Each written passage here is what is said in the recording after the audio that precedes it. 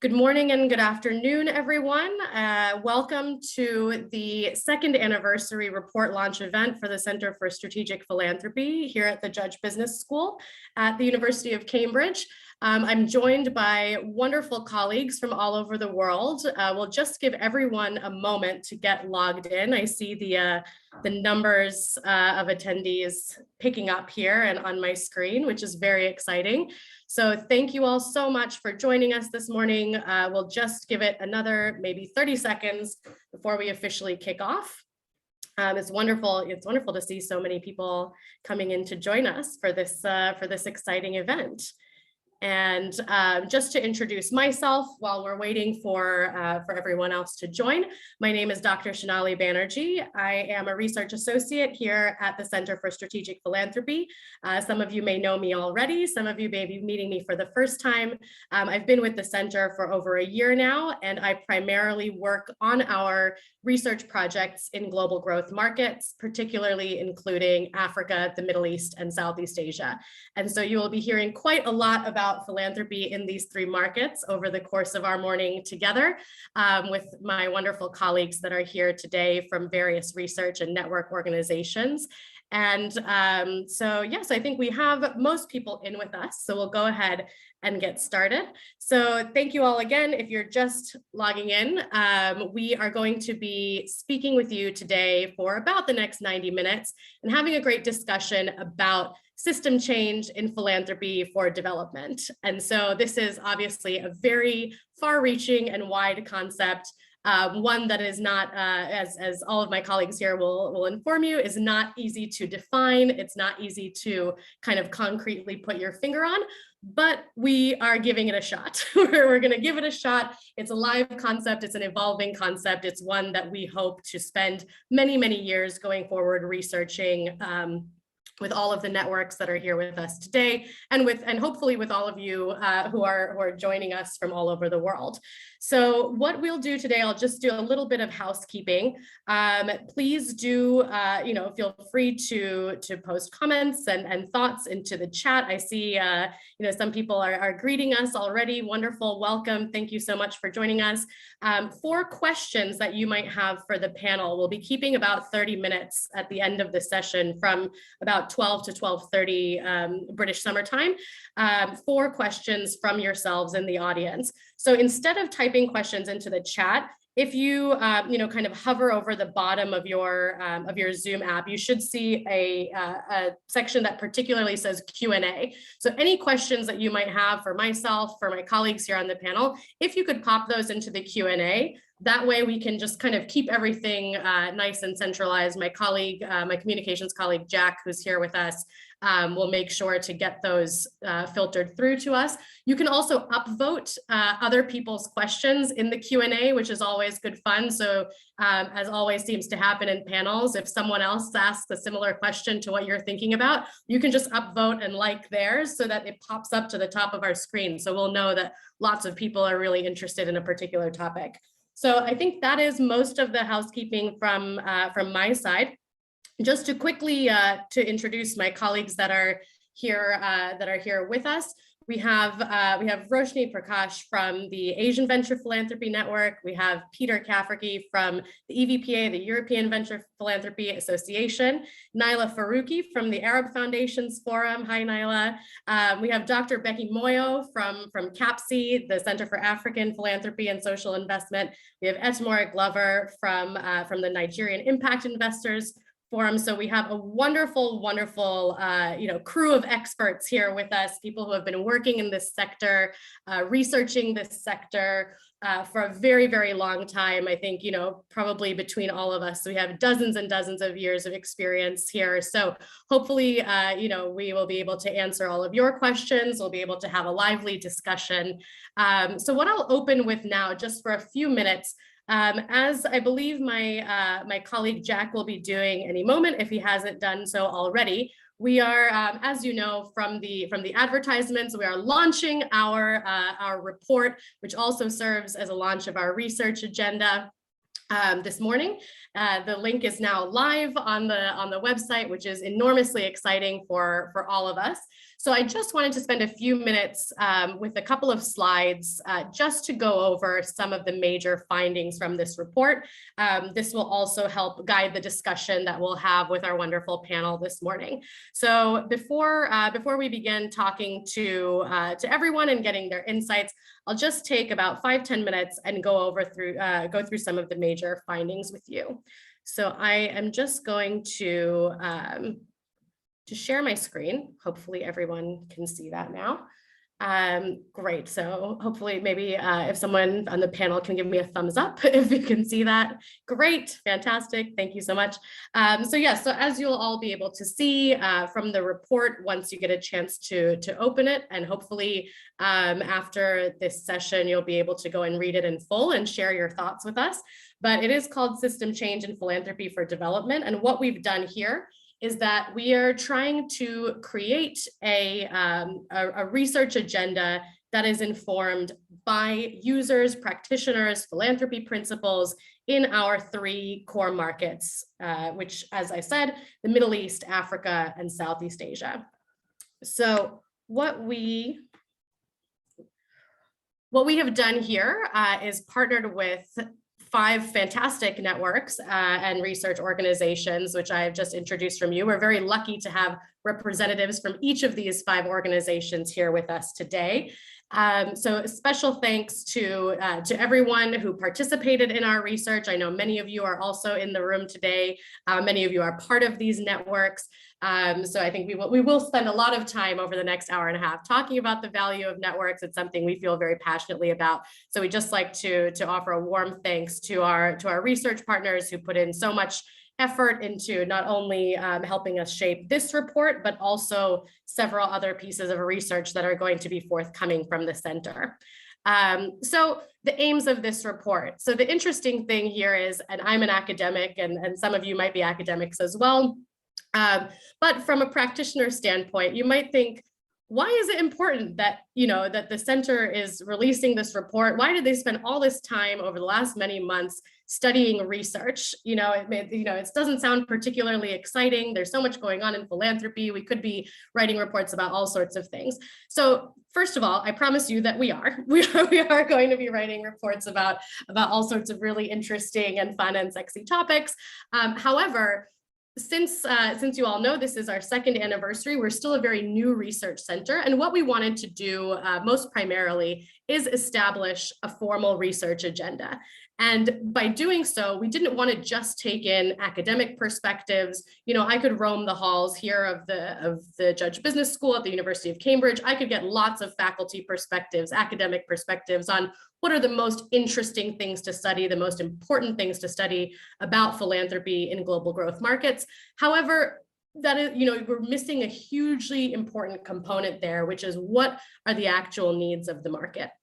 What are the actual needs of philanthropists in global growth markets, of philanthropy network organizations like those that we have with us today? What are the needs of grassroots and local delivery partners on the ground in those areas? And so I think this is something that we are very, very proud of, that we've been able to design a research agenda and this report based on the research interest. So I hope that beyond just establishing our research agenda here at the CSP, that this report actually serves many of you who might be interested in developing research on these core markets, who are interested in research on these core markets. I hope this is a valuable report for everyone, not just those like us who are research centers whose entire job it is to study philanthropy. So wonderful. And then moving on very quickly, I will do just a couple of slides on the key findings. Again, as you'll see, hopefully this is laid out all very clearly in the report for you.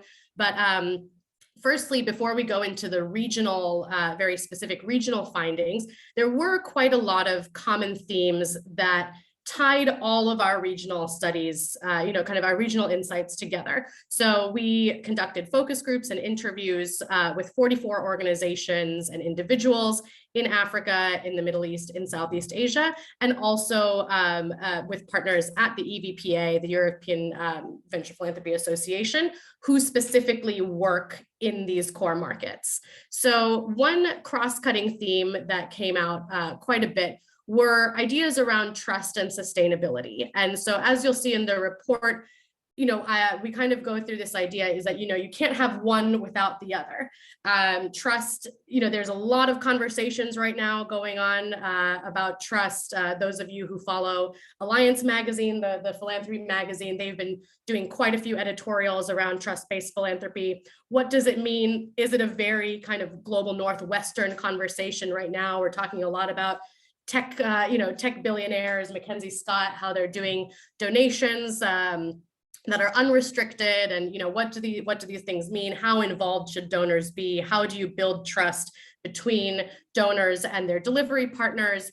But one of the key things that we wanted to note is that so much of conversations around trust and philanthropy are centered around whether or not donors trust their delivery partners. But actually, do delivery partners trust their donors? Right? I mean, I think particularly, in some of our focus groups, these issues came up. How do local delivery partners, how do local recipients of funding really feel about having to be, kind of dependent on these organizations, on funding? And this is certainly something we will talk about with the panel just in a few moments. One of the other commonalities that came through is this question of, are we really moving beyond grants? I know certainly in my sphere, in the kind of more academic conversations, we'd love to think that grants are a thing of the past. We've moved on. There are so many better options. But to be fair, in a lot of our focus groups, as much as we had 86% of respondents that very specifically said they want more research on diverse giving vehicles, how ready are we really to kind of abandon grants? Are they just going to become one element of a diverse portfolio, or are we trying to move on entirely? Or are some parts of the world not ready to move on at all? And then finally, of course, networks, collaboration, and alignment for the SDGs. The value of networks was something that was established very, very heavily in our first industry report that came out at the end of 2020 on COVID-19 and philanthropy. And one of the things that came through is that even as we're moving to perhaps a new era of the pandemic, perhaps we're moving into a post-pandemic era, the value of networks has really remained a constant. And regional nuances, this is something obviously we will talk extensively about shortly with the panel, because we are very lucky to have representatives from each of these regions with us this morning. So first, in Africa, the focus groups that we held in Africa really emphasized, very interestingly, the relationship between philanthropy, philanthropists, philanthropic organizations, and civil society that came out during the pandemic. So one of the examples that was given quite frequently was from Nigeria with the COVID, the Coalition Against COVID-19 initiative, and how private sector actors came together and worked together with the government to combat that. So I'm sure we'll hear some more insights about that. So the other the other thing that came out really prominently from African colleagues is the shifts that happen towards localization of delivery of funding, towards unrestricted funding that happened during the pandemic. How do we keep those going? How do we not spring back like a rubber band to kind of really arduous practices from before? From the Middle East, a lot of participants here really very concerned about the regulatory constraints and inefficiencies that kind of block how effective activity can be. And so I think this is, we explained this quite thoroughly in the report. This means a lot of things. We're very lucky to have the CEO of the Arab Foundations Forum with us, who I'm sure will go over this in much more detail about how how painful it often is to do philanthropy in the region. And then they also noted that grants are still the primary mode of philanthropic delivery. In the Middle East in particular, the conversation around new instruments was not quite as advanced or quite as forward, kind of forward momentum thinking as in other regions.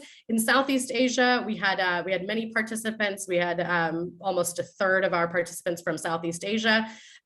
Impact measurement and maximization was something they were looking at constantly, really thinking about how to move beyond just thinking about inputs and outputs in philanthropy, and diversifying their programming to avoid siloism. So we'll hear quite a bit, I'm sure, from Roshni about this from the Avpn. So really the coup de grace here, the final section of the report, is the launch of our formal research agenda at the CSP, System Change in Philanthropy for Development. So all of these topics that, all of the findings that came out really came under the umbrella of system change. It's a large umbrella.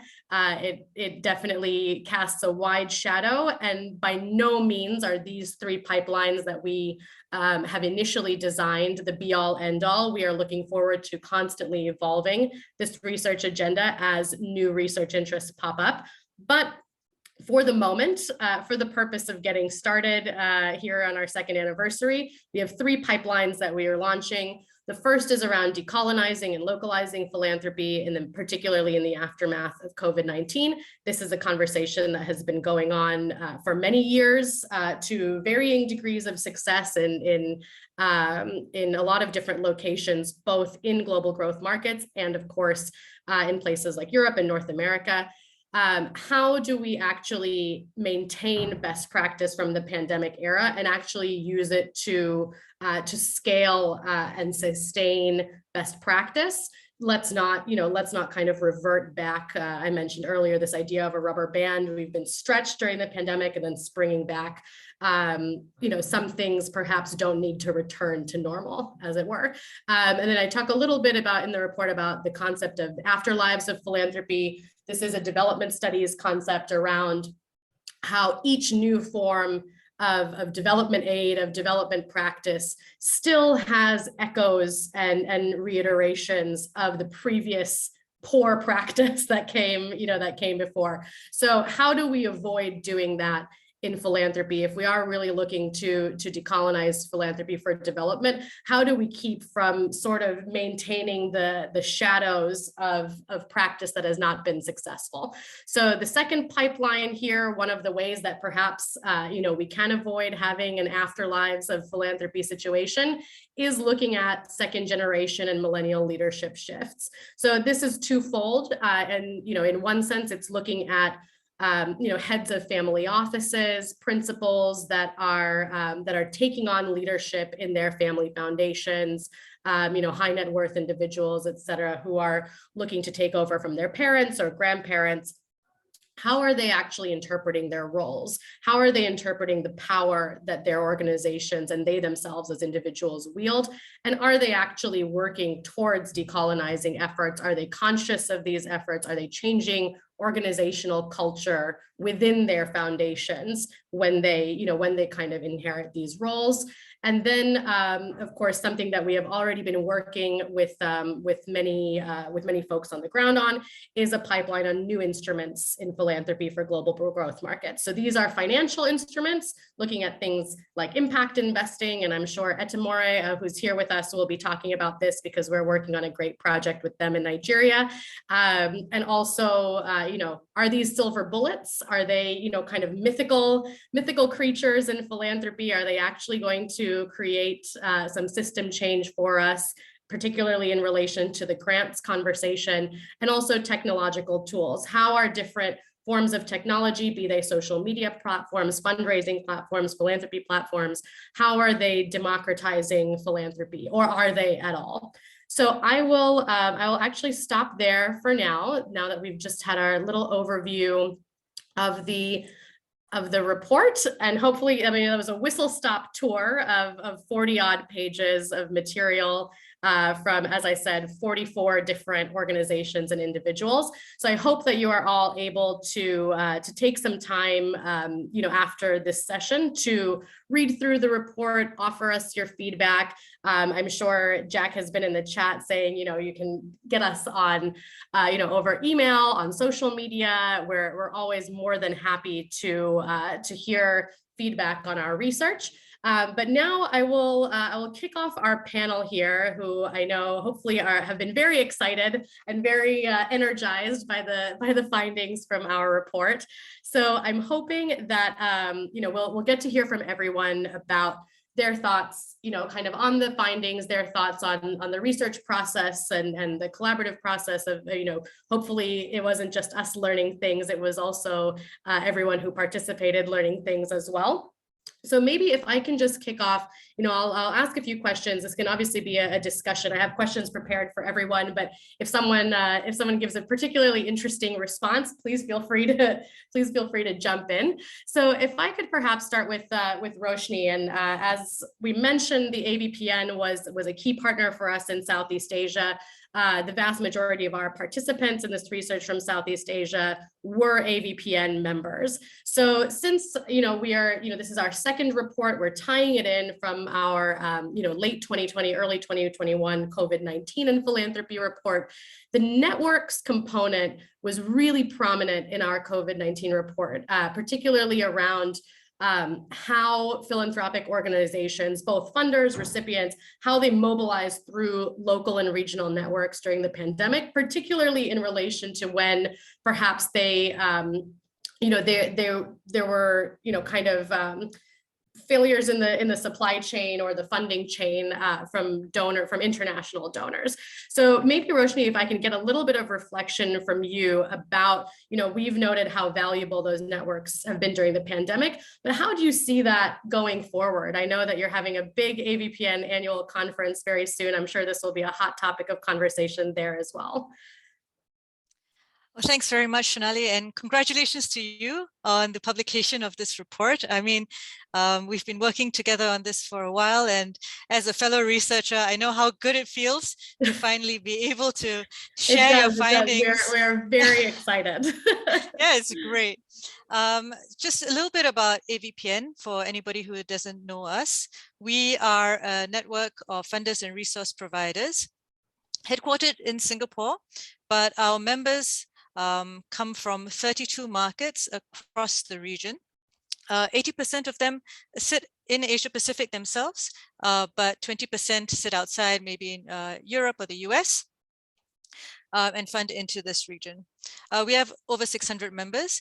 Only 30% are foundations. The rest are corporates, we have impact funds, service providers, universities, like CSP, and other intermediaries. And so I think that's where I'd start in what makes a network so special. It is that we have people of different persuasions, different skill sets, working together for a common cause and a common purpose. And what we found during COVID-19 is that the pandemic provided that common purpose for everybody. Before, we had groups supporting education, supporting climate, supporting gender equality, and all of these are very, very important as well.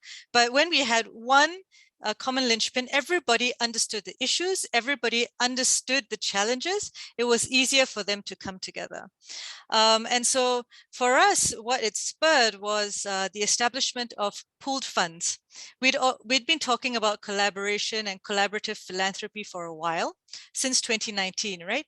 What does it mean to come together? How do you align? How do you trust each other as donors, that you are working towards common objectives, that you're looking towards the same outcomes? But with COVID-19, we understood this, right? So we launched our first philanthropic pooled fund, based on primary healthcare and COVID recovery and resilience. And then we've moved on now, and we recently announced the launch of a gender equality fund. So you can see, we just needed to open the door. We needed to provide an experience, and now this has become normalized, and we are hoping it will become even more common in the years to come. I know we have quite a lot of questions to get through, so let me just stop there. Wonderful. Thanks so much. Thanks so much, Roshni. Yes, we do. I know I'm already seeing some questions getting populated into the Q&A, which is very exciting. We won't look at that yet. We'll save those for a little bit later. But thank you so much for those insights. And I think this idea of, obviously the pandemic has been catastrophic in a lot of ways, but there have been, particularly when it comes to philanthropy, there have been best practices that perhaps should live on, should live on indefinitely, even beyond pandemic times.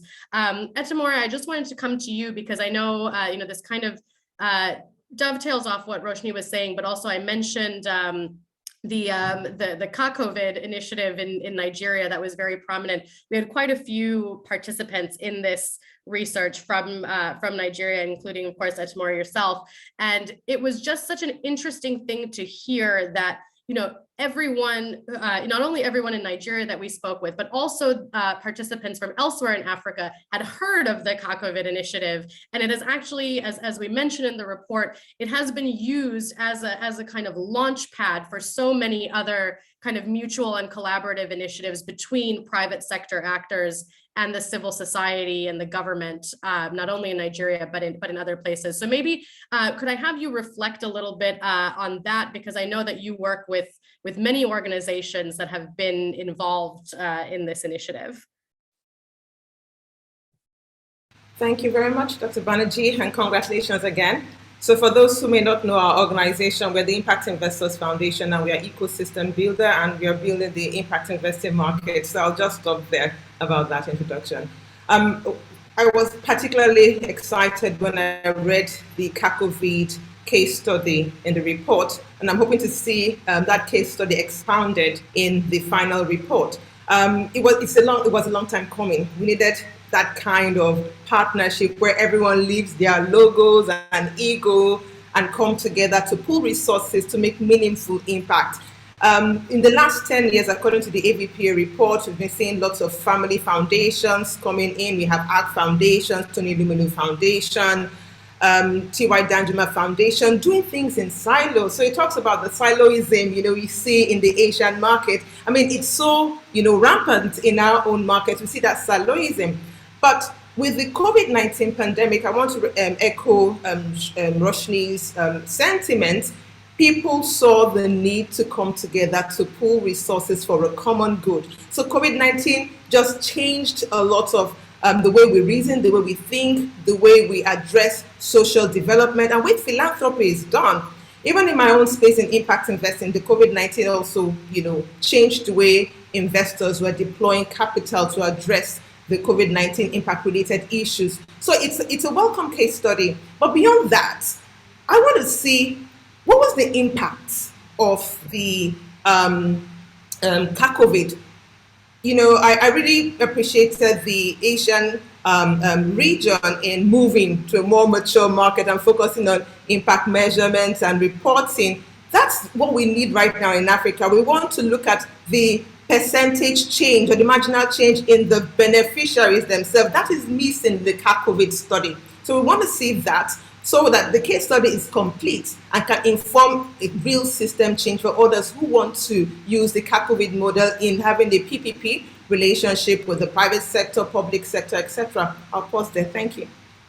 Thank you so much, Etemore. And then, since we're talking a little bit about, about the African context, I'll come to my my wonderful colleague, Dr. Becky Moyo, who is the director of CAPSI in South Africa, and they do extensive research on various issues around philanthropy and social investment on the continent. And so I think, this is a very interesting point that Etemore brought up around this idea of how do we actually move to having a more mature impact measurement related kind of model for how philanthropy is done. And so Becky, I know you have written extensively and your team has written extensively on, another thing that we mentioned in our report around the barriers that a lot of international philanthropic models, international aid models impose on how funding is distributed on the continent, on how how then once it is distributed, how it's able to be used. And so much around impact measurement is based on, kind of foreign reporting standards. So how do you actually, perhaps from your perspective, how do you localize something like that? If you're, if you have organizations and delivery partners that are constantly only measuring the things that they are asked by donors to measure, are they, are we actually even measuring the right things? I think maybe I imagine you have quite a few thoughts on this. Thank you, Shonali, and thanks to the team there that you have for the beautiful work that you have done and the report that you have just launched. So for those that don't know much about CAPSI, CAPSI is a center that was established here at the Wits Business School to bridge the gap that exists currently between various knowledges, the West knowledge and local knowledge, between the North and the South, but also to really bridge the gap around the practice of philanthropy in the West and how we practice it in the African continent. And I say this very much aware that there are nuances in terms of how we define philanthropy in Africa. There are 54 countries, and I think that comes out very nicely in your report. The key themes and the question that you have asked, I'm going to get to it in a convoluted manner, but I will answer it. The key themes of the report resonate with our research agenda in Africa very, very well, especially when you look at the aims of CAPSI and actually the research agenda. One, we wanted to make sure that we change the narrative on African philanthropy and accord it its role and position in the universe of philanthropy globally. And I think that one of the issues that is coming out of the report is the need for us to really use different lenses to understand what's happening at a local level. And I think one of the key principles of systems thinking or systems change is really around design thinking. And design thinking assumes that we must be in the shoes of those that we are talking about in order to fully understand what they are saying. And there's a whole list of processes that one engages in terms of design thinking, which is one of the key elements of systems change. And so for us to understand philanthropy in Africa or African philanthropy, we want to make sure that we are embedded in the communities that we are researching, we are embedded in the communities that we are teaching, and we reflect African stories in terms of what we are giving out there. And the second issue, obviously, is that given where we are as the continent, we did not have many experts on philanthropy. And so part of our agenda is to train a cohort of experts in whether they are academics, researchers, or practitioners, so that the vehicle is very much proportionate to the misalignment between.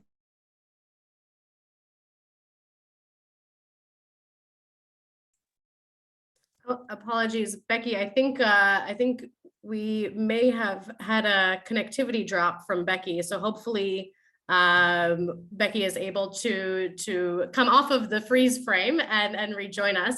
But but thank you initially, Becky, for those thoughts. We'll get back to Becky once he's back online with us. In the meantime, until we get Becky back on, I will come to Naila Faruqi of the Arab Foundations Forum. So I think we had some very, very interesting insights from the Middle East region, particularly from countries in the Gulf and also North Africa and the Levant. So one of the things, as I mentioned, one of the I guess kind of the themes that kept coming out was was around these regulatory barriers to effective philanthropic work in the region. And I know that you're obviously you chair one of the largest kind of philanthropic associations in the region. So I was wondering if you could reflect a little bit more on this, because this is something that came up constantly, the idea of how do you, nuts and bolts things, how do you set up a foundation that can work effectively, in specific countries? Then how do you set up a governance structure? Who needs to be on the board? Sometimes there's no regulation around this. Sometimes there's too much regulation. So maybe if you can just reflect a little bit on some of these findings, because it seems like a really major concern for a lot of actors in the region. Sure. Thank you, Shonali. And I mean, of course, like everyone else, I echo the congratulations on this amazing report and on the second anniversary of the center. So that's wonderful. Thank you. So just very quickly, the Arab Foundations Forum is a network of donors and foundations and grant makers and grant seekers and other philanthropy actors working across the Arab region. So including civil society and development agencies, et cetera. And then to answer your question about the specific outcome in the report around boundaries and restrictions.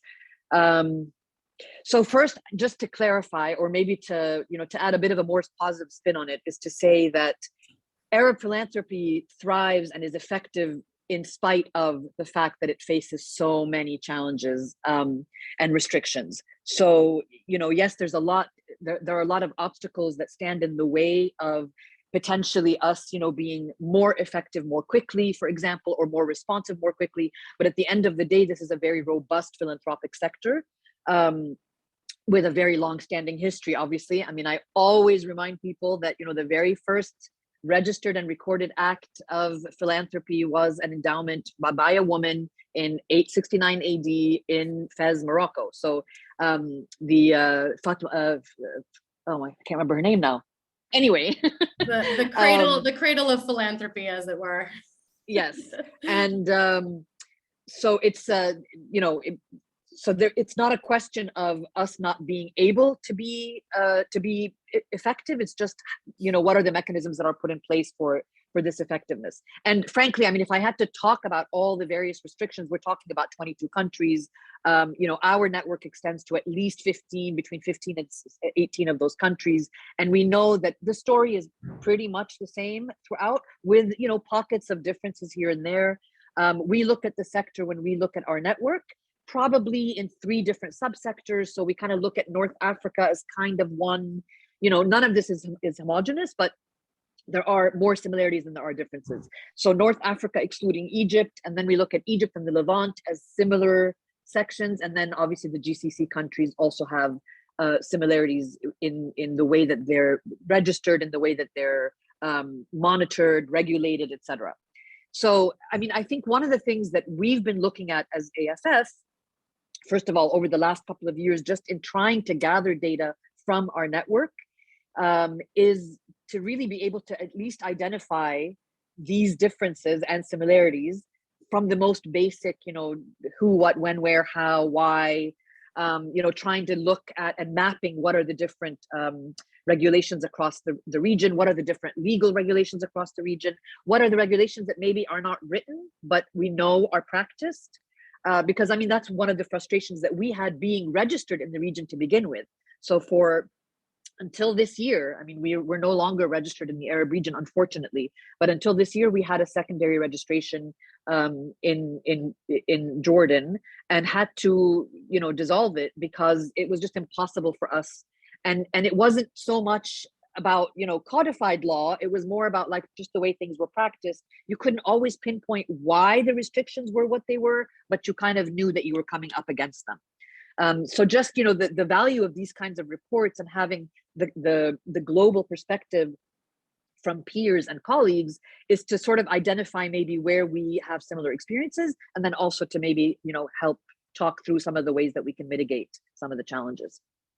Wonderful. Thanks so much, Naila. And that is such a fantastic point. I mean, obviously, this is not about, kind of the lack of philanthropic practice in the region, which, as you say, has been going on for many centuries.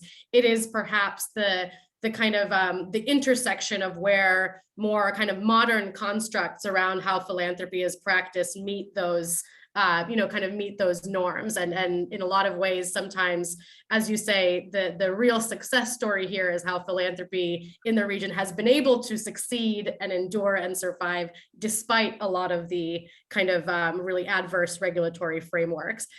Becky, thanks so much. I'm so glad that you're back with us. I'm just going to come to Peter with a question before we come back to you, Becky, for the second half of your convoluted thoughts on the subject. So Peter, thank you so much for joining us from the EVPA, another core partner on this project. So obviously your members at the EVPA predominantly are not based in the core markets that we're talking about here. However, those who participated in this study they work in our core markets. They, whether usually it's, in the form of either allocating, impact investments, funds, more traditional kind of grant making procedures. So I'm just wondering from your, from the broader EVPA lens, obviously, we've put together this pipeline. There's a lot of talk of, and interest in trust-based philanthropy and decolonizing philanthropy. For a network like yours that is based in Europe, and obviously there are a lot of members that I imagine are starting to really think about these issues, think about these things. Where is the conversation going, on the European front? And I think probably that, I imagine, similar to all of our panelists and their networks, the pandemic likely precipitated, how quickly folks have really started to think about a lot of these issues and the need for them. Yeah, so firstly, I mean, it's always daunting going last on a panel like this, but yes, here we go. But no, it's easy to start because, of course, it's congratulations on the launch of this report. And I know once everyone on a panel that you've been invited to speak on gives congratulations, it gets a bit weak after a while. But I genuinely... No, it sounds just as good the fifth time as it did the first time, Peter. So thank you. I do think it is a really important piece of work. And I think linked to the question you mentioned there, for a network like ours, it's also important to hear from other voices around the globe and not just be stuck in our European network. So thank you, basically. But a very quick, brief introduction to EVPA. We're a network based in Brussels. We have around 300 members who are investing for impact across Europe. I'm very happy to be part of a global family with our sister organization, Avpn. So this makes it all very easy because I don't have to introduce us. And also our sister organizations in Southern Africa and in Latin America as well. So we are a global family, but still predominantly for us on a day-to-day basis, working with those based in Europe. And to answer your question, indeed, quite a large part of our kind of membership, I suppose, is investing outside of Europe. So when we talk about our network, we're talking about impact funds, we're talking about family offices, et cetera, as been described by other networks as well. But here I'm mostly talking about foundations and engaged grant makers that we're working as part of this report. And for them, it's around 48% of their funding that goes outside of Europe. So they are linked into this conversation, whether they like it or not. Some are more open than others, but there you go. And then addressing your question a bit more directly, I mean, trust-based philanthropy, decolonization of philanthropy, big topics, big words, people get a little bit scared of them, but kind of common sense as well. So I think what COVID really helped to do was to kind of, as well as accelerate everything, it made people look at the whole system slightly differently. Suddenly, the most important person in your local system was probably a delivery driver or was a nurse or was a doctor. And that kind of just changed quite a lot of thinking about how our systems work and how fragile they are at home, for want of a better phrase. And so when people are then starting to work to try and work in systems they don't understand and don't know how to work in with the best will in the world, and with the 100 research reports that are no doubt out there, they don't know it like the people who are living it. And as was mentioned earlier about systems change involving design thinking and it being putting yourself in people's shoes, there's also the kind of common sense point of actually listening to the people you're trying to work with. And that's kind of a crucial dividing line that I think COVID really sped up a little bit for European foundations. There's also another element that I think is important to bring in, that the wider world also made foundations and grant makers from Europe look at this a bit more as well. For a number of years, they've hidden a little bit and had a very privileged life in the world. They have a lot of privileges and they get to spend money on what they think is important, which I think is a fabulous job. But actually society started to really notice and start to say, well, actually, that's not good enough. And it's not good enough if your hiring policies in Belgium are wrong, but it's also not good enough to just hide behind the fact that you don't know and these things are big and confusing. It's time to actually get a little bit more connected. And so the conversations at the moment are a mix. There's people who are still scared by big words. And sometimes I think we're our own worst enemy with putting layers and layers of systems change and design thinking and such on things, but they are actually the tools that they're already using. So sometimes it's just about making people realize it's really cool. This is a chance for you as a foundation to find your role and your purpose in what you're doing. So as a network, those conversations are going on. At EVPA, we hold working groups, we hold people sitting together, and some are more valuable than others. Some are jollies where they just have a glass of wine and feel better about their world. Some get to the real heart of what they can do to change the world. But I think more and more the conversation has changed from one of, wouldn't it be nice if we had a more participatory grant making, to more trust-based, to we don't have an option. And if we're not, we won't be allowed to continue, we won't get societal blessing at home or in the countries we want to work in, but also we just won't be as successful or find our place. So I think that's the big change. There's still a long way to go. And I think the point you raised earlier is also crucial to just flag up, is also there's more and more kind of reversals coming the other way. So there's more strength and more voices coming from the classic kind of recipient end to say, no thanks, actually we need to work, be in the room before you decide how we should act and what we should spend the money on. So that's where we're at the moment. A lot of work to do, but I think roles of networks like this have a huge role to play. For us, we don't have a huge amount of experience or knowledge. We can tell you everything about venture philanthropy, impact investing in the European arena, but through our sister organizations and panels like this, you really get a chance to reach down a lot further and a lot quicker than you would without. So that's why it's lovely to be on a panel with all you wonderful people. Thank you so much, Peter. And some really, really interesting points there. And so I just wanted to, because he got cut off earlier, I wanted to come back to Becky, to finish his thought from earlier in the panel, but also I think some of the points that Peter brought up about the relationships, the kind of regional siloisms that happen, they kind of blend perfectly with what I'm sure you were coming to around some of the barriers that exists, this idea of measuring impact. How do you measure impact by European standards in perhaps an African market, with African needs? So perhaps if you, in your response, can bring in some of those elements as well. Thank you so much. And these are the effects of load shedding. Yes. So we would definitely be disconnected at some point. But what I was saying basically was that in an effort to decolonize philanthropy and empower locals, we have had to deal with issues of access to knowledge. We have had to deal with the frameworks that are utilized, but also to create and establish a cohort of new researchers, practitioners, and academics in the field. But we also wanted to profile, and I think this is going straight to your question around measurements. We wanted to profile stories of local giving in the continent through our various platforms. And one of the platforms that we have developed is the kisimagiving.org, which is really a Kiswahili word, which means a well. Where do you go to thirst? To quench your thirst, you go to a well. And therefore, we used this as an opportunity to allow individuals from across the continent to submit stories in their own language, in their own format, using their own ways of doing things, talking about anything that to them refers to giving, sharing, or even the broader concept of philanthropy. And so we probably have done that because if you go to the site, you find that there are more than 16 languages right now that anyone can actually utilize to submit their story or translate somebody's language into their own language. That way, we are allowing people to tell their own stories in their own ways, at their own time, using whatever gadget they have available to them. All we do is to vet the story to make sure that it is aligned to issues of philanthropy, but we don't edit or curate it on their behalf. So that's one way of talking about how you can look within the South and decide how you can measure the impact of the work that you are doing. But we are not just doing stories for the sake of doing stories. We actually want those stories to lead to others, then donating to the causes of their choice, using the payment gateways of their own choice. And then finally, we will come back to the public again to say, this is what the stories have led to, these are the benefits, and this is the impact. So if you go to that site as one of our ways of doing that, you will see that we are trying to demonstrate that.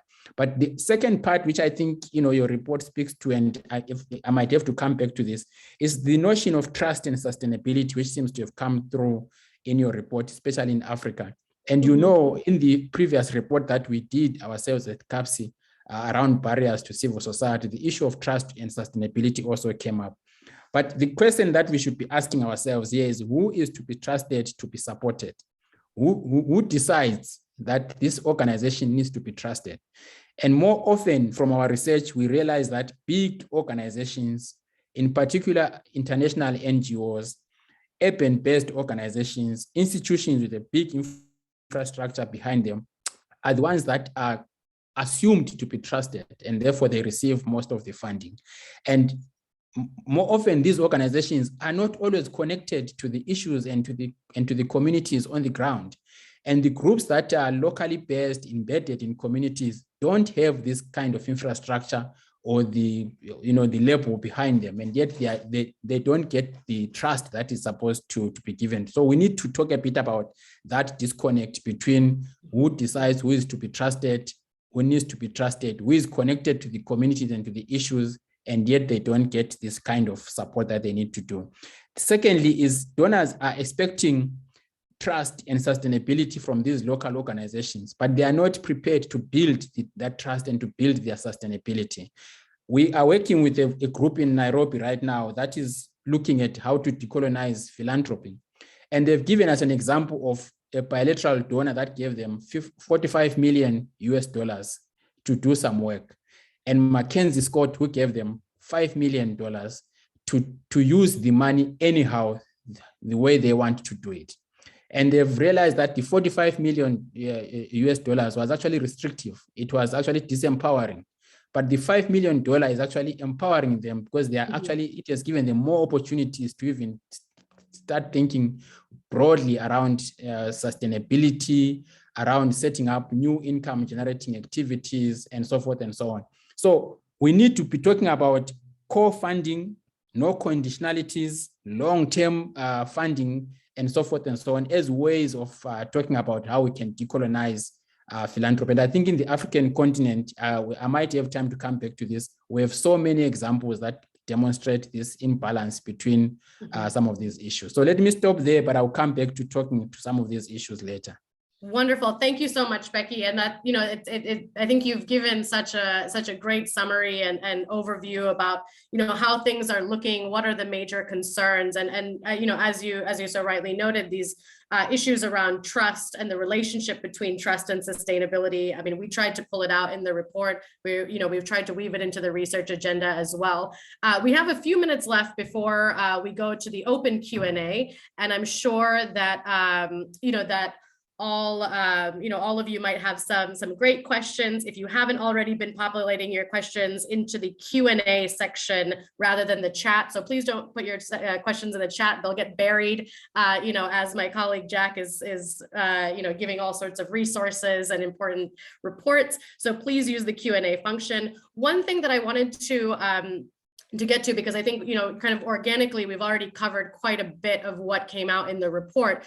But one of the points that perhaps has not been addressed yet, and I wanted to specifically, maybe come to Roshni and Naila about this, because of how many, research participants in the Middle East and in Southeast Asia brought this up, and perhaps they're just having this happen. It's just an organic phenomenon around leadership within philanthropy organizations. So there seems to be, obviously we have a research pipeline that we're creating around the shifts to kind of second generation and millennial philanthropy. It seemed like there are a lot of shifts in Southeast Asia and in the Middle East from, kind of principals, heads of family offices, original, kind of wealth generators who are now either they're retiring, they're moving on, they're passing the baton, both in the private sector, in their companies, and in their day-to-day life, and also in their philanthropic organizations, onto their children, their grandchildren,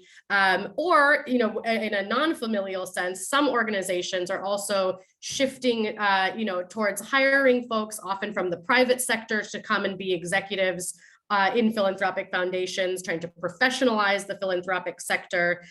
So in both cases, obviously we're based in a business school. We are very interested in organizational culture, organizational leadership.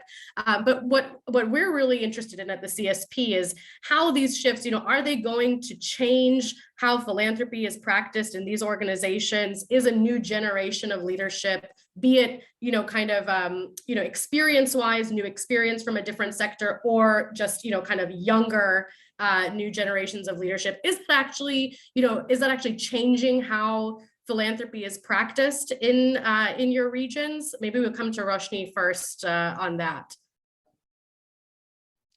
Such an interesting question, Shonali. And I think that we're a really big region, right? We have 60% of the world's population. Yeah. And in terms of wealth, also a large majority of new wealth is in Asia, and a large majority of wealth transfer is also happening in Asia. So there are two things, right? New philanthropists and the new generation of existing philanthropists, right? And I think that it's very hard to generalize how they're going to work. But we have noticed some trends.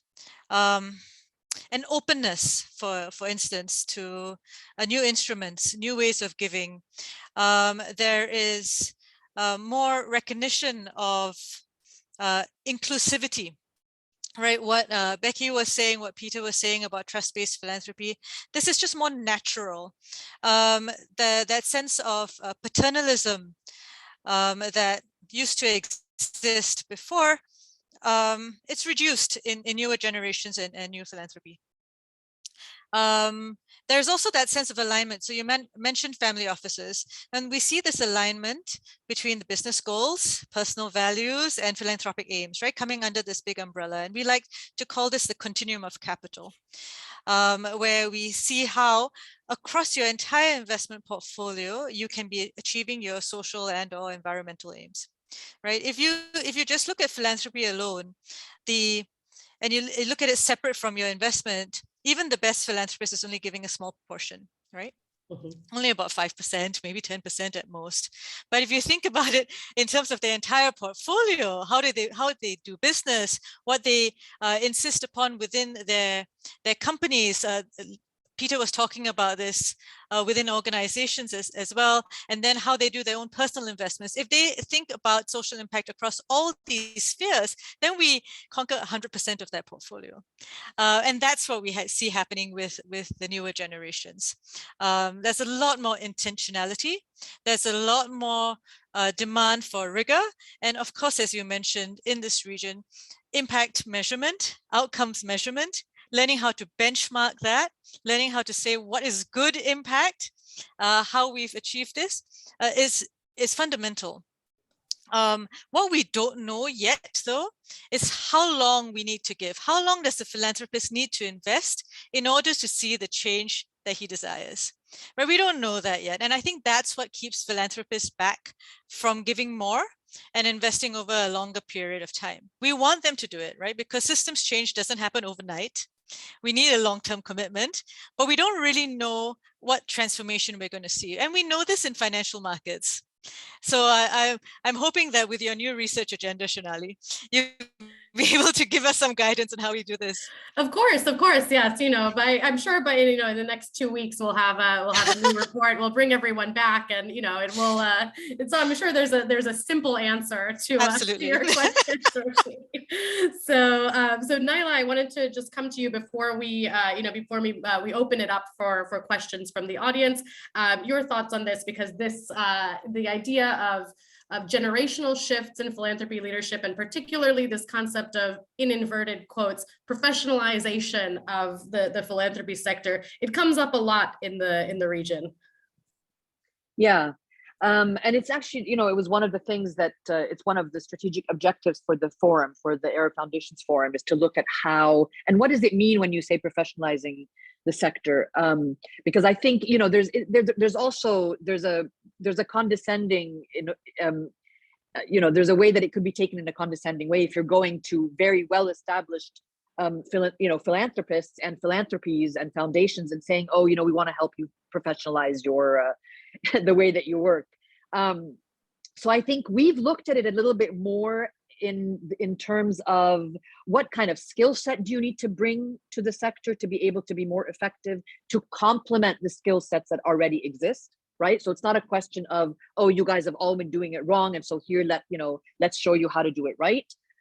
There's also the way in kind of managing people's expectations around, if you want to look at impact, if you want to be able to gather data, if you want to not only gather it but know what to do with it, you're going to need to be hiring the people who actually have the competency in that, and that's a science. It's not something that you have to expect people to know, nor is it something that you need to expect people to do for free, right? So that's been a little bit about that, managing that expectation around what does it look like when you say we're professionalizing the sector, because you still have, there's so much value in the kind of institutional memory that people have if they've been doing things in a very traditional way. That's not to be discarded, but there's also value in kind of catching up with modern trends and with technology, with the digitization of the world and of data around the world.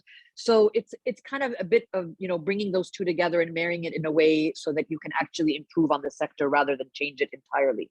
And so we've seen a couple of different trends that mostly, and this, Shonali, because we've been working, and we are hopefully, dear God, launching our relaunching our very, very robust joint data project with Dahlberg and Philanthropy Age.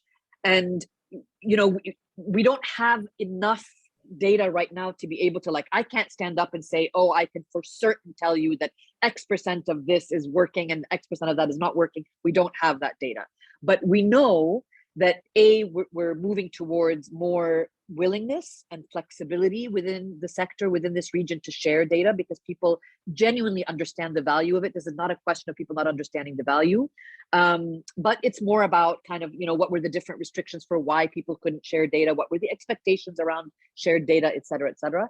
So we know that this is something we're moving towards, right? And I think that what we'll find, anecdotally, what we found rather, is that some of the shifts very much mirror what Roshni was saying, maybe at a little bit slower pace, only because we don't have necessarily the same enabling environment to maybe, leverage a lot of these mechanisms, but definitely this openness to looking at things a little bit differently, being much more inclusive, being much more impact focused and wanting to see impact, and the willingness to kind of invest in longer term strategies. Wonderful. Thank you so much, Naila. And I see very politely, Peter has raised his hand to speak in his own panel. So I'm assuming that there's something that Naila said that made you want to jump in here before we get to the open Q&A. Well, I just thought I'd share one of my big breakthroughs of the morning. So I absolutely agree with everything that Nelly was saying, but also this thing about next generation bringing a new way of thinking and working. I was thinking this morning, not hugely positively about the next generation and the change and the transfer of wealth, because in 2010, I remember talking actually in Singapore with some private wealth holders, and I walked in very patronizingly, thinking they were between the ages of 16 and 21 roughly, that I'm just there as their kind of entertainment for half an afternoon in between learning about bonds and stuff. And it'd be an easy afternoon. I'll just talk about philanthropy. And they were incredibly engaged, they'd already worked out how they were going to change their father's business to make it more socially minded. And that's fantastic. But that was 12 years ago. And the thing that suddenly struck me this morning, which is going to make me sound stupid, but is that the transfer and talking in generations is a very long time, because to be able to see a transfer of wealth of a generation is going to take until I die. And I don't really, just that kind of glacial pace has to be balanced against the fact that it gives a great out to the current wealth holders and the current people in charge of wealth to say, actually, well, when the next generations come in, it changes. So it's also how we can help that next generation agitate the current wealth holders, but also how we kind of get some kind of pace behind this to do stuff now, both to save the world and also selfishly, because I want to see what happens. So yeah, it's just something about this next generation conversation has to be balanced with, they're going to be making a lot of money in the meantime. Yes, no, Peter, that is a very good point, and not to make it sound glib, I think we would all very much like to see some real systems change, some real, kind of adoption of a lot of these ideas that we've been talking about today. Hopefully, sooner rather than later, certainly sooner than when we die. So thank you all for that. Before we open it up, I think we have some really great questions already in the Q&A. If you have some, please continue to type those in specifically to the Q&A little box. Before that, my colleague Jack is going to launch a little poll now that we're done with the first hour of our session. session, just to get everyone's thoughts on, what area of our new research agenda out of the 3 pipelines that we've talked about today is of most interest to yourself personally, to your organization. I'm just very curious about, I think we're probably all quite curious about how everyone's feeling about the various pipelines. So we'll give everyone about 10, 15 seconds to fill this out before we move into the Q&A, which will be, oh, look at a strong start for the decolonizing and localizing pipeline. That's nice. Great. Always lovely to see that. As Peter was saying, there are a lot of people who are afraid of big words in rooms sometimes. And I think the idea of decolonizing philanthropy is one that can often be polarizing depending on who you're talking to and which room you're in. So, and hopefully it's because the idea is misunderstood and not because people are necessarily against the idea of it. So it seems like we are closing out the poll now. So at least 50% of you have said that the decolonizing and localizing pipeline is of most interest. And then, relatively fairly even spread among the other 2. Well, this is excellent information for us to have. So before I open it up to the Q&A, actually, I see that there is a very popular question from Dina Sharif in the Q&A already. Many people have upvoted it, which is a perfect segue considering that the vast majority of folks have said that this pipeline is of most interest. So maybe if I can come to Etemore, and you can kick us off with this presentation of, what are, general thoughts around decolonizing philanthropy. I think obviously the case of many activities happening in Nigeria right now, both within your foundation of impact investors, it kind of ties in the idea of decolonizing philanthropy with the new instruments pipeline around how, we can move away from this dependency on grants and foreign funding. So maybe why don't you kick us off here as we go through the questions. Thank you very much. I think maybe I'll just ask yourselves a question. We can see a global trend in how philanthropic organizations are shifting their traditional way of grant making and doing philanthropy. We see organizations like MacArthur Foundation, Ford Foundation, you see Open Society Foundations and all that embracing impact investing and looking at how they can preserve, their grants, the endowments, and also looking at how the endowment itself, which some is 100%, can also be used in generating social impact as well as risk-adjusted market return. So not below market rate return. It's quite interesting to see in 2017 when the Ford Foundation announced their mission-related investment of $1 billion over 10 years, focusing on 4 core areas. And that should start making us think, why are these big foundations moving to something more sustainable? Does it have something to do with the global trend and how investors are now investing? So I think in 2020 report by the Global Impact Investing Network, we see more investors deploying funds in emerging countries like Africa, and 21% of that capital is going to sub-Saharan Africa. So there's a shift, and that shift, philanthropy needs to move in that direction because philanthropy itself is not sustainable. And I particularly like what Roshni said, how much can we give to see a systemic change? How much can we see to get the kind of impact that we so desire to see in our economies, in our markets? Just to put figures and numbers to it and to scale the kind of problem that we have in Africa. I think in the UNTAC, United Nations Conference Trade and Development reports in 2019, I beg your pardon, if I'm correct, they reported that about 487 million Africans are living below the poverty line. That's huge. And that figure is going to increase. And these are pre-COVID figures. So we'd like to see what the figures are post-COVID. And in Nigeria, the NBS, Nigerian National Bureau of Statistics, puts the figures of those living below the poverty line in Nigeria to 83 million Nigerians living on less than $2. In fact, it's 92 cents. That's about $334 in a whole year. And that's the scale of problem that we have. And thinking about how much philanthropy has been able to contribute is really minute to the scale of problems.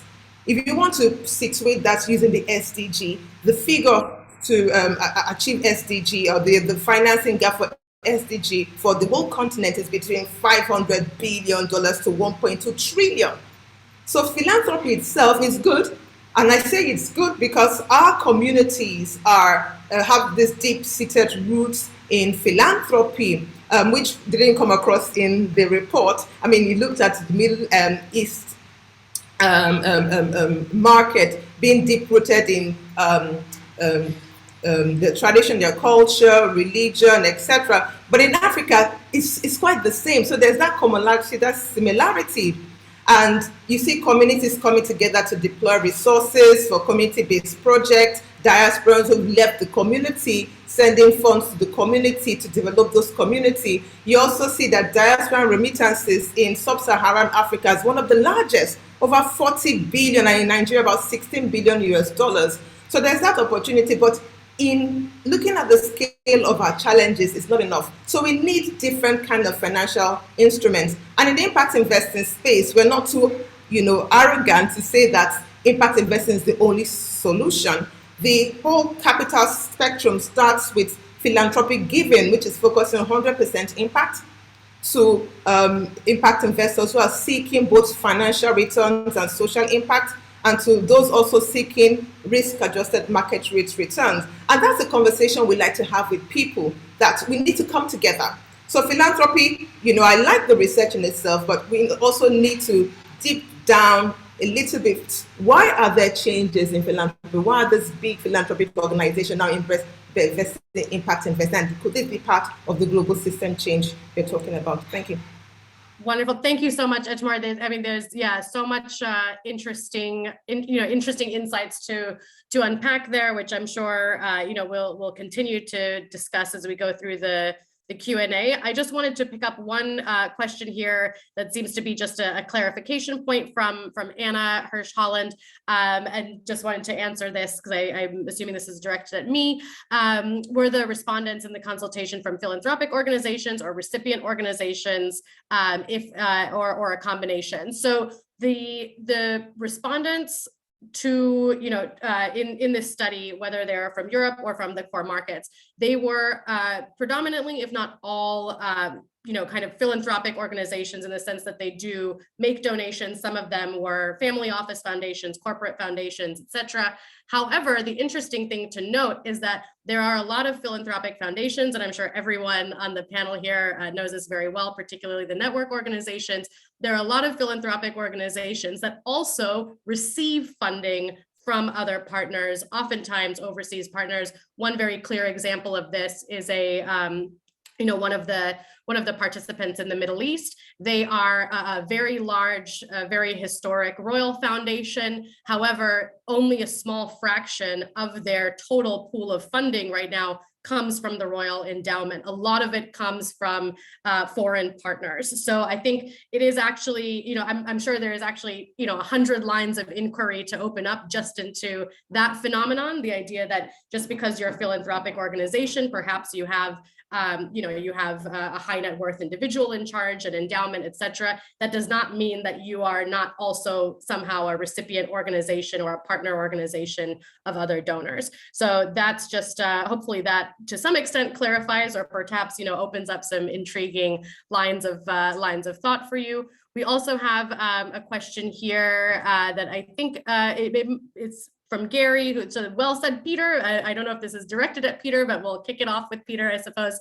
The question is, can we ever listen deeply enough to those we purport to be assisting? Are our mindsets and approaches too colonized to truly shift anything effectively? So I think there are a lot of questions in the Q&A around kind of how we manifest these kind of these decolonized perspectives. So maybe Peter, you can kick us off, and then we'll carry on through, because I see there's a question for Roshni here as well. Well, that's a nice, easy question, and also one I'm obviously completely underqualified to answer. So yeah, I'll give that a go. I think that's where the power of networks can help. I think somehow you've got to find a way first you've got to make it a common understanding that that's what we do, and you kind of bring standards in, and I'm biased here, but networks help in that, because you bring people into the light and you go, why are you doing it like that? We all do it like this, which can have negative effects if you're in the wrong sort of networks, I realize. But if it's an open source thing, there is something about bringing it in a standards where nothing gets done without the people in the room, or, you know, nothing for us without us type approaches. But then also I would just pick up very on Etimur's point around philanthropy and that piece, in that I think here's a classic example where philanthropy isn't the answer all the time, but actually here is a thing about philanthropy finding its role. So looking at the map and saying, where can we go that no one else would go, or where can we go where there's a reward? And something like this, for example, is, and I'm just making this up on the spot, so I'm sure there's 100 holes in it, but if you're looking at the next impact investing, if you're looking at that, if you bring philanthropic capital alongside that to say, what we're going to do is we're going to sponsor the voices in the room, we're going to provide you with anything up to, here's just the travel allowance, up to actually we're going to make your investment more attractive to capital by subsidizing your investment if you bring the voices into the room, because actually we don't really care about our return, what we care about is change. And so there is a role here for philanthropy to play it, but I think also it's too small. It's not too small for anyone to do on their own, but it is very daunting for people to try and do on their own. So I think that's where networks have to do it. And the last point I'd put is I think as networks, we also have to call out when people aren't really doing it, and kind of in a positive way, because everything has to be positive, but at the same time, there needs to be a kind of flip side of this as well. It's not good enough to all sit in a room and go, oh, wouldn't it be nice, but actually start to call out. And I think that's really interesting point, that networks, as networks of members, we all struggle with a little bit, because there is not vested interest, but it's a difficult conversation to have. But I think, yeah, there's a role for networks definitely in helping to facilitate that voice in the room. Wonderful, absolutely. And thanks so much for that, Peter. Before we move on to the question that was addressed to Roshni, I think probably Becky, if you would like to just feed in here a little bit to this question of, you know, who is in the room, whose thoughts are valued, how do we turn, and this is certainly a question that I'm thinking about all the time now that this report is out there, how do we turn buzzwords into something real, something real and something actionable that creates a long-term change? Thanks, Shona. I think one of the, of course, that we can't cover everything, but I think one of the ways in which you really get the message across and we're able to hear and listen enough, firstly, of course, is to embed ourselves in the situations in which we are trying to solve issues. So this idea of flying in and flying out should really be something that we argue against. And it happens a lot of the times with some of our international organizations, but also with our own Avpn-based organizations, that they fly in and fly out, and they seem to think that solutions come from outside and not from the communities themselves. And I think one of the lessons that we have come to appreciate in the African continent is that where there is rot, that's where you also find a solution. And so solutions don't necessarily have to come from outside. But secondly, I think, you know, we need to start thinking about how to package our messaging in such a way that it is easily accessible. And I mean, anyone in the room can actually get what we are saying.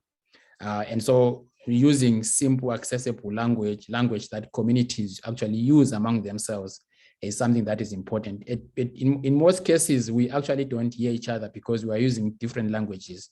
A classic example is how you look at donor processes and donor language compared to what they're trying to solve or they're seeking to work with in the communities. And in our report, we did speak at great length about how the donor language needs to change and how the systems and processes also need to change and be aligned with the communities that we are working with, because it makes no sense to actually require so much material, so much reporting, so much infrastructure in place from an organization that is deeply rooted in communities where they have no possibility whatsoever to actually come up with that. So I think there's a whole set of different issues to look at in order to answer the question about who hears, who listens.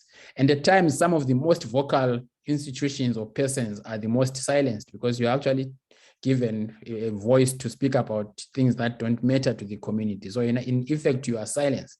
And some of the people that we don't hear from them are actually the most vocal with their silence. So we need to read the mood and understand what's going on in communities. Wonderful. Thank you so much, Becky. And yes, this is such an important point about, particularly about, whose voices are heard, whose are silenced. And from my perspective, when we think about questions around power and shifting power, who actually benefits from the silencing of various voices, and how has that evolved? There was one question here that was directed for Roshni. It was around, organizations developing and informing their theories of change. So I think so. It's Etisham has written that I think time is dependent on the theory of change, followed by development projects. Any thoughts on using evidence to inform theories of change? Yeah, I think that's exactly right. This is what we need, evidence. But I think in this sector, a lot of things are contextual. I think that as Becky and you too, Shonali, have said, it's about the communities who has power, who has voice. And when you as a funder, a philanthropist living outside the context, go into a situation that with an intervention, you're actually going with a hypothesis, your best guess, or what has worked before for you. But if you don't take a decolonizing approach and speak with the people on the ground, you may not realize what the levers are that you need to change and how long it takes to change. I mean, if you think about the issue of nutrition, especially neonatal child nutrition, mothers are often the last people to eat in a family, right? But pregnant mothers are the ones that need very specific nutrition that affects the child's development and growth. So you're not only wanting to speak to the mothers, you wanted to speak to the heads of the household.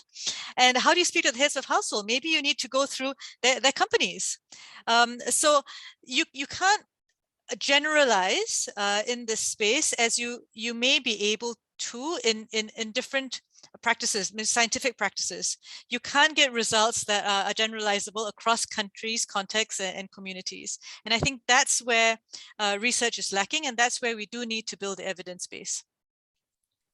Thank you so much, Roshni. And yeah, that was a great question around, kind of using evidence effectively, designing theories of change based on evidence.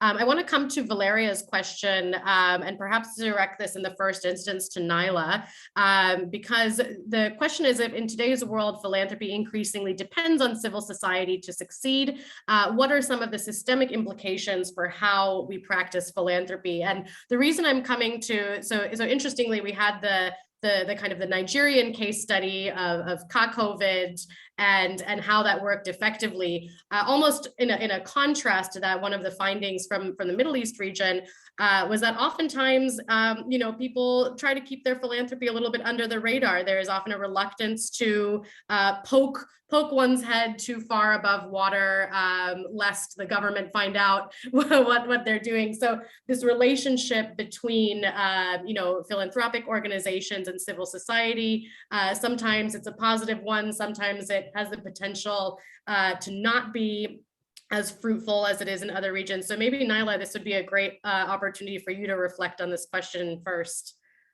Sure. One of the things is also part of the reluctance that you find in the region around transparency with philanthropy is really actually even more deeply rooted in the religious connotation around philanthropy. It's less so about the fear of government, although that is also a factor. But one of the basic tenets of Islam is philanthropy, philanthropic giving, zakat or sadaqah funding, and it's very deeply kind of embedded in this idea of anonymity. So the higher the anonymity, the higher the value that is placed on the giving. So that kind of causes a little bit of a cultural issue, right? And that's something that we've also been discussing as we try to gather data so that we can have a more robust knowledge of our sector and of the region. We're also having to work around this issue of people want to be anonymous. And so we were even trying to find like different taxonomies around what does it, how can we be respectful of that boundary, but then also still measure up globally with the rest of our peers, right? So that we're not this one region that is completely dark and nobody knows anything about. So, I mean, that's one thing. And then the other thing around this issue with, you know, civil society supporting philanthropy and whether there's a vice versa relationship or not,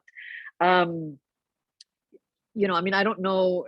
I don't want to get too explicit, only because I don't know how safe it would be. But I mean, you see the news, like we know what civil society is going through in the region. It's, you know, it's an enemy. It's become maybe enemy number one. So that's been, you know, that's put a lot of pressure on the philanthropic sector as well, in terms of how it engages in a broader sector, and then also how it engages with government. It has not been easy. It continues to not be easy. And it's very difficult to pinpoint issues that need to be advocated for when you don't have a mechanism for advocacy.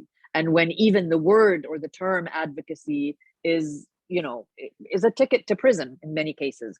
So we just have to really, you know, we have to navigate very carefully, but at the same time, while still trying to keep the N in the NGO, because in many cases, you know, we suffer against that being an issue. And this keeps reminding me of this, you know, I just recently finished this book, The Great Escape, Health, Wealth, and the Origins of Inequality by Angus Deaton. And so I keep quoting it, but he said, you know, a couple of very interesting things, one of which I thought was extremely controversial, which was that basically international aid is just bad. Whatever, that's a whole different conversation for another panel. But, you know, he said, and I have the quotes in front of me because I really, like, I highlighted half the book. And a lot of it I disagreed with, but in any case, in one thing around measuring progress and measuring inequality and impact, he said that essentially progress can't be coherently discussed without definitions and supporting evidence, and that indeed enlightened government is impossible without the collection of data, right? But I think the flip side of that statement is that also empowering government and empowered government, and whether that's for good or bad, is also impossible without the gathering of data. And that's maybe where you find a little bit of the, you know, the hesitation in people sharing. Yes, I mean, yeah, so many important points there, and you know, you've definitely done some excellent book promo there. I'm sure everyone is very intrigued now.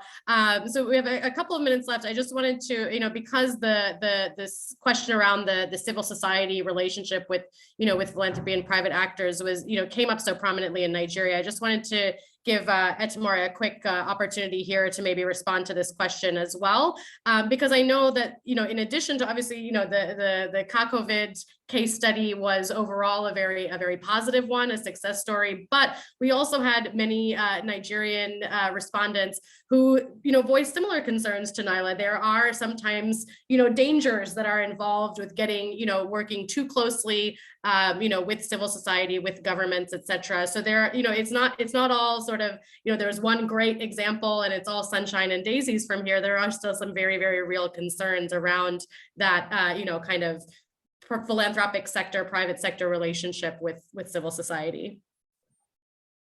Thank you very much.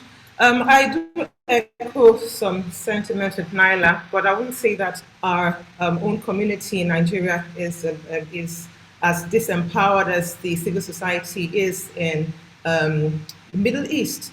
With democracy, we see a lot of flexibility and civil society coming out and asking for more accountability in governance and in way funds are being spent, either from philanthropic organization or whoever. We see foundations like Ford Foundation and other foundations coming together in terms of putting resources together to help with good governance and accountability in government.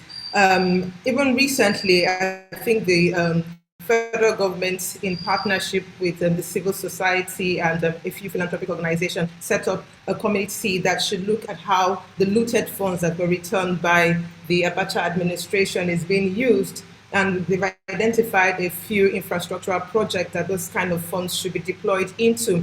And the civil society is following quite closely on the deployment of how the funds are being used and reporting it. We have so many civil society organizations like budgets that, you know, try to break down the budget, how budgets should be implemented, and if the government is accountable in how the funds are being spent, especially with the recent borrowings from the federal government to address the impact of the COVID-19 pandemic across the country. And so we see civil society being empowered. Yes, there are times, that they also have to be careful, working on eggshells, but it's not as bad as it used to be. I think what we can see, or what we should be seeing, is more policies around how civil societies can be strengthened, in their role in holding, governments and other stakeholders accountable. So we need more accountability, and civil society in Nigeria is playing that role, but we need to see more of that and the support and willingness from the government to enable them to be free. Thank you. Thank you so much, Etemora. And I think, on that very, very positive and very uplifting message, we are going to wrap it up because I'm afraid we are out of time. That 90 minutes flew by. I hope, to our panel, thank you so very much.